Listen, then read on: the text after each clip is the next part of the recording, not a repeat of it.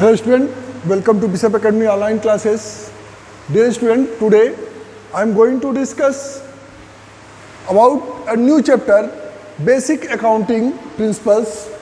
This chapter is most important for you because through this chapter you will have to know about the principles which are used in the process of accounting and what is the principles and which type of principle will be follow in the process of accounting in different categories. ठीक है, तो इसमें सबसे पहले जो principles लेते हैं वो एक गैप एक पूरा गैप उसको दिया जाता है. जो अकाउंटिंग प्रिंसिपल है उनका नाम दिया जाता है गैप, GAAP का फुल फॉर्म होता है जनरली एक्सेप्टेड अकाउंटिंग प्रिंसिपल. इसका मतलब होता है कि समान रूप से अकाउंटिंग के प्रोसेस में जो प्रिंसिपल एक्सेप्टेड किए गए हैं वो सारे प्रिंसिपल इस गैप के कैटेगरी में आते हैं.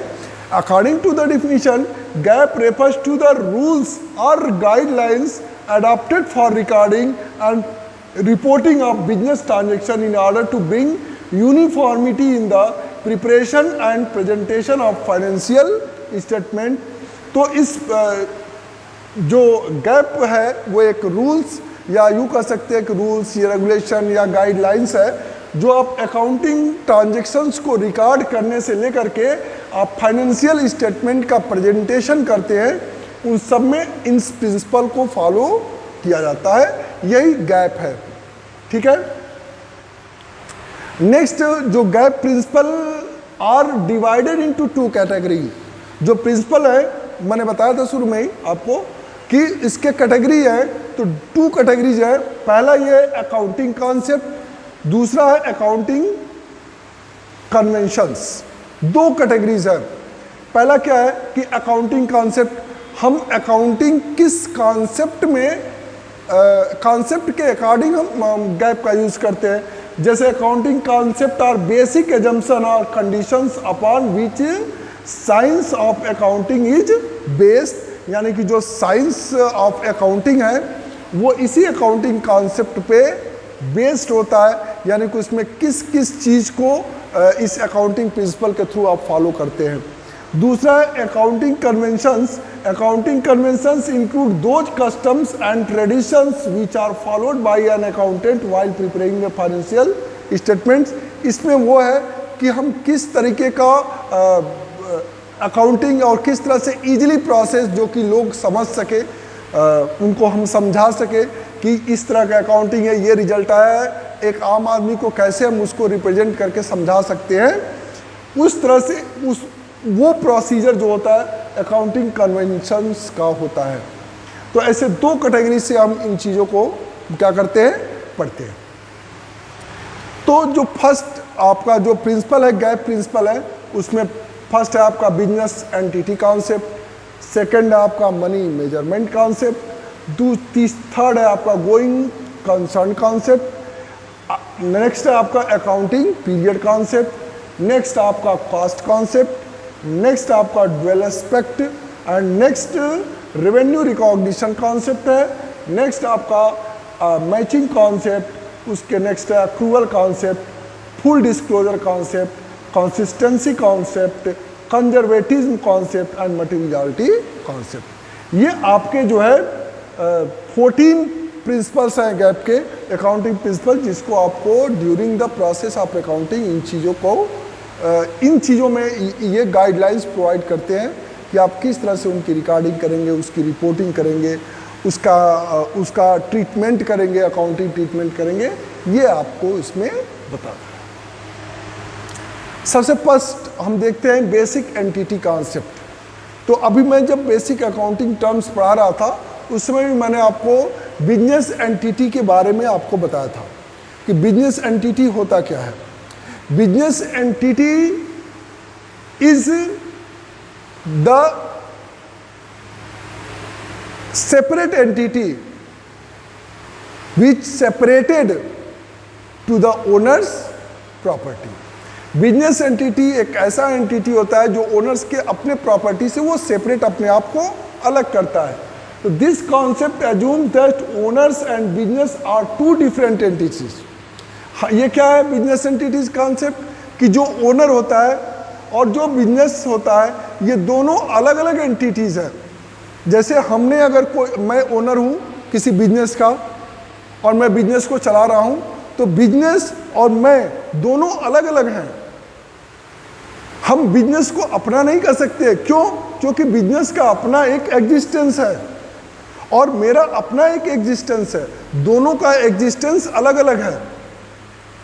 मैं एक नेचुरल पर्सन हूं जबकि बिजनेस एक आर्टिफिशियल पर्सन है, तो दोनों के एंटिटी क्या है? सेपरेट है, अलग अलग है, two different entity. It means that for the purpose of accounting the business and its owner are to be treated as two separate entities.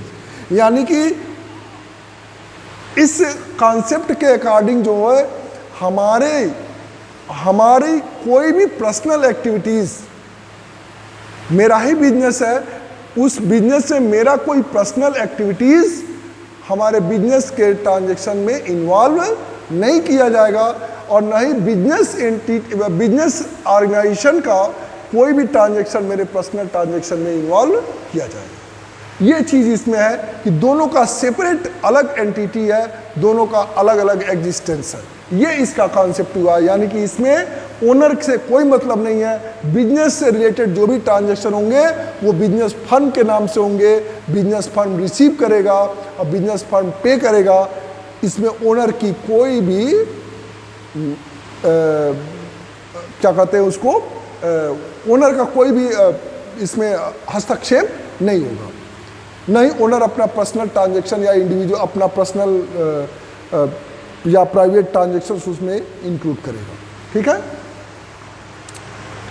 Next example आपको लेते हैं। जैसे insurance premium for the owners house should be excluded from the expenses of the business. अब जितना business firm का expenses है उसमें अगर ओनर्स ने अपने घर का इंश्योरेंस कराया है तो उसको एक्सक्लूडेड, यहाँ पे क्या किया जाएगा, उसको यहाँ पे एक्सक्लूड किया जाएगा। ठीक है ना, तो इस चीज को हमेशा ध्यान देंगे आप। यहाँ पे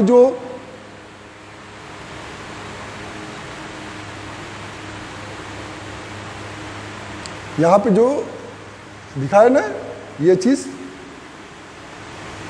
देखिए ये एक्सक्लूडेड, इसको एक्सक्लूड किया गया है। ठीक है ना, यानी कि हम जो भी अपने पर्सनल ओनर्स का जो ये ओनर्स का हाउस है, इसका अगर वो ये इंश्योरेंस अगर प्रीमियम ये इंश्योरेंस प्रीमियम अगर दे रहा है तो इसको हम क्या करेंगे, एक्सक्लूड करेंगे। यहाँ से क्या करेंगे आप, एक्सक्लूड करेंगे।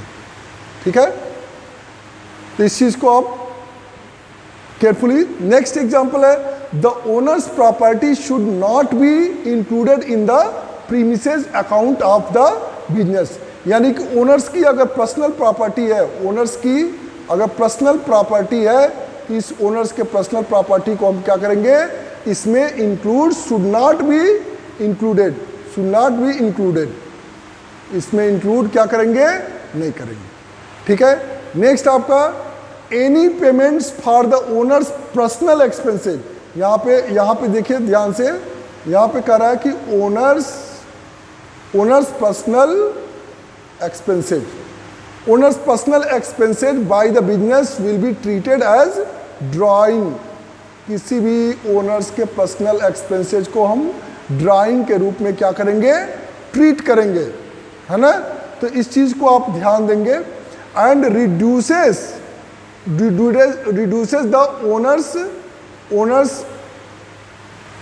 The owners capital. कोई भी अगर ऐसा ड्राइंग होता है ये ओनर्स कैपिटल को क्या करेगा, रिड्यूस कर देगा। तो इस तरह की चीजें क्या होनी चाहिए, नहीं होनी चाहिए।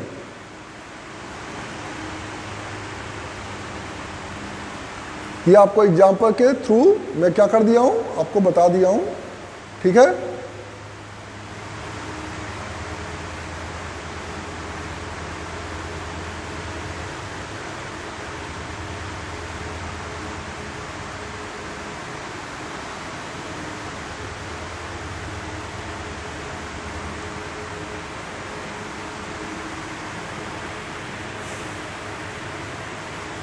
ये आपका एग्जाम में से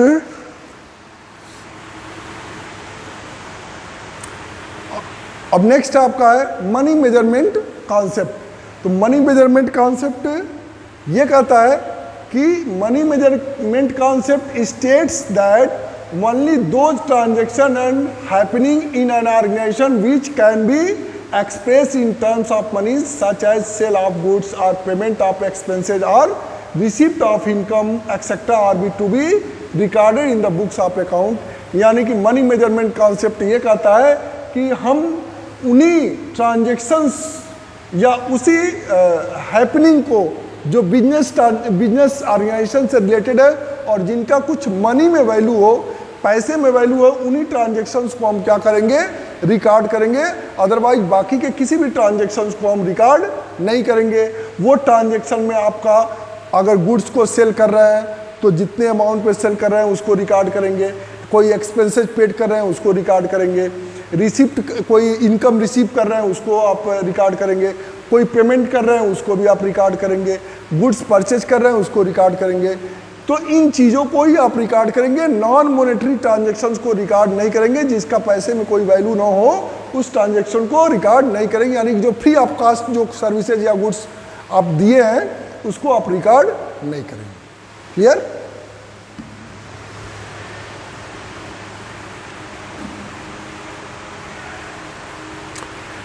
तो ये मनी मेजरमेंट में आप समझ सकते हैं all transaction of business are recorded in terms of money, पैसे के रूप में ही रिकॉर्ड किए जाएंगे।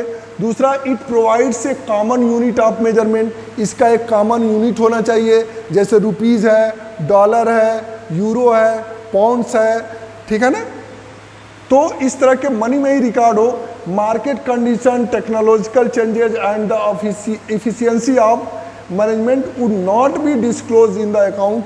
यानी कि इस तरह का कोई मार्केट कंडीशन या चेंज इन टेक्नोलॉजी या इफिशियंसी ऑफ मैनेजमेंट से रिलेटेड कोई चीज़ें इसमें रिकॉर्ड नहीं की जाएंगी। इसमें सिर्फ बिजनेस ट्रांजैक्शंस को ही रिकॉर्ड किए जाएंगे, वो भी कौन ट्रांजैक्शन, जिसका मनी में कोई वैल्यू होगा।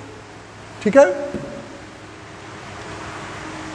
नेक्स्ट आपका है going concern concept. This is the most important concept. It is assumed that a business firm would continue to carry out its operation indefinitely, ठीक है, for a fairly long period of time and would not be liquidated in the foreseeable future. This is an important assumption of accounting as it provides the very basis for showing the value of asset in the balance sheet.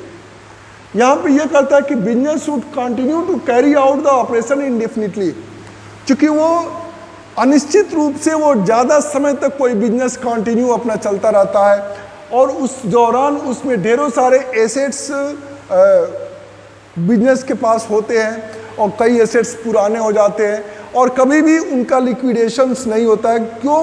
अब जब उनका liquidation की बात आती है, जैसे आपके पास कोई अगर एसेट हो, आपने 10 साल पहले खरीदा था, तो आज अगर आप उसको बेचना चाहते हैं तो आप उसको कुछ तो वैल्यू रखेंगे।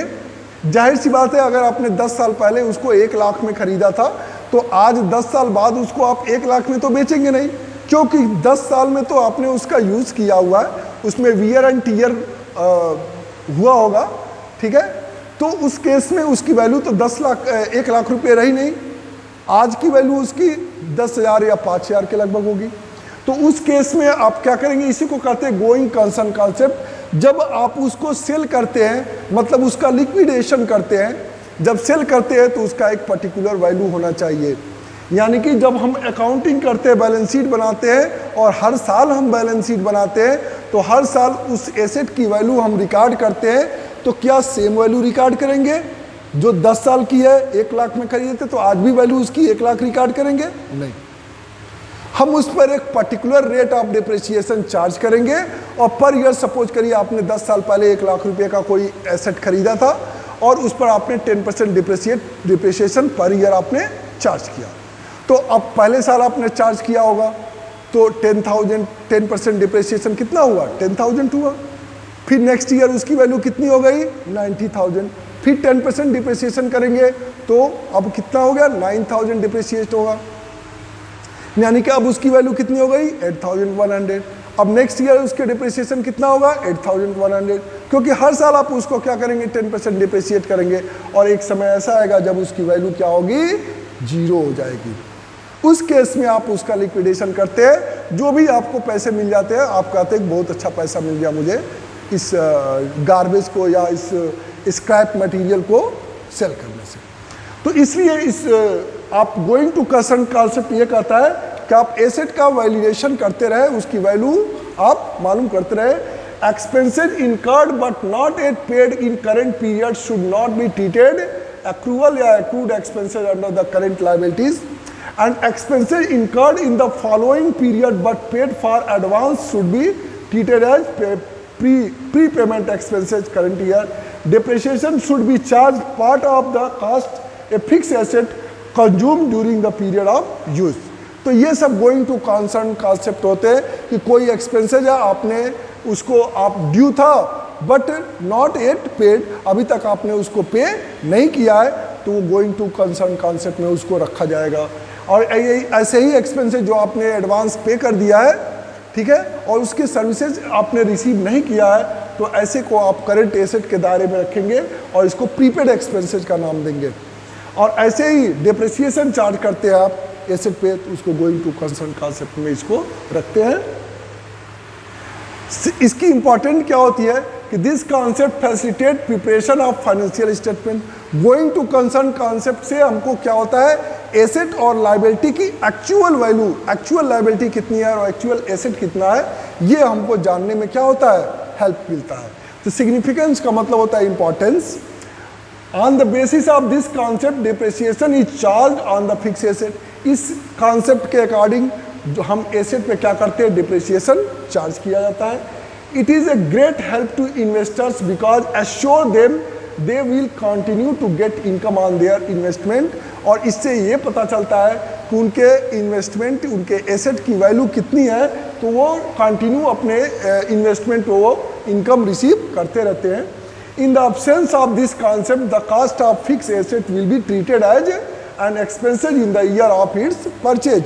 और अगर आप इस कॉन्सेप्ट का यूज़ नहीं करते हैं तो जो आपकी वैल्यू एसेट की कम होगी ईयर बाय ईयर, उस एसेट की वो आप एक्सपेंसेज के रूप में आप उसको चार्ज करेंगे। A business is judged for its capacity to earn profit in future. और इस तरह के कॉन्सेप्ट से एक जो बिजनेस फर्म होता है वो प्रॉफिट को, कितनी प्रॉफिट अर्न कर सकता है, इसकी कैपेसिटी को जज करने में उसको हेल्प मिलता है। Prepaid expenses shown on asset side of the balance sheet. जो हम एडवांस किसी को पे किए रहते हैं वो प्रीपेड एक्सपेंसेस होता है। तो ऐसे एक्सपेंसेस को हम एसेट साइड में रखते हैं बैलेंस शीट के। Thank you, have a nice day. If you have any confusion, you may ask questions or Google Classroom or comments.